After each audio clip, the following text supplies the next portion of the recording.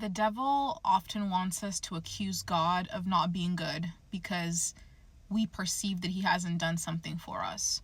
Or when he doesn't do something in the timing that we want, the way that we want, it seems like he's not answering a prayer. The devil wants us to accuse God of not being good. It's the same thing that he said to God in the book of Job. He essentially said to the Lord that if Job were to be stripped of the things that he had, if he was no longer being blessed by God, that he would curse God to his face. That was the temptation, part of the temptation that Job faced during his trial. It's holding on to the goodness of God. And a beautiful thing that Job said was, the Lord has given and the Lord has taken away. Blessed be the name of the Lord.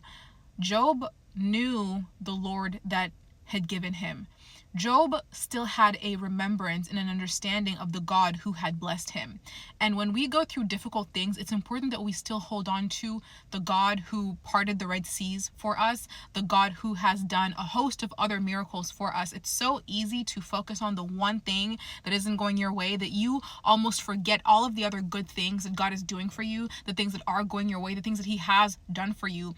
I can count so many miracles and testimonies and breakthroughs in my own life that the Lord has facilitated for me, has done for me, and they're too many for me to accuse God of not being good just because of this one area of my life. So I encourage you to not fall into the temptation to accuse God of not being good because of that one area of your life that you feel like hasn't yet manifested in the way that you want it to manifest or come through in the way that you want it to come through.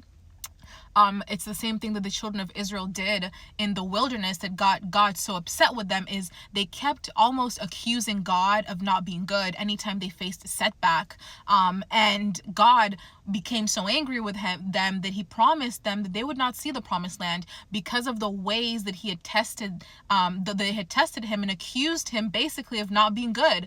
They'd forgotten about the fact that he was the same God who walked them through the Red Sea, that he was the same God who parted the waters, who delivered them from slavery, who did wonderful things for them, who provided manna for them, who was with them and blessed them. They'd forgotten about all of those different things because of these setbacks that they were experiencing in the wilderness. And they weren't even thinking ahead to the promises and the promised land that God had for them.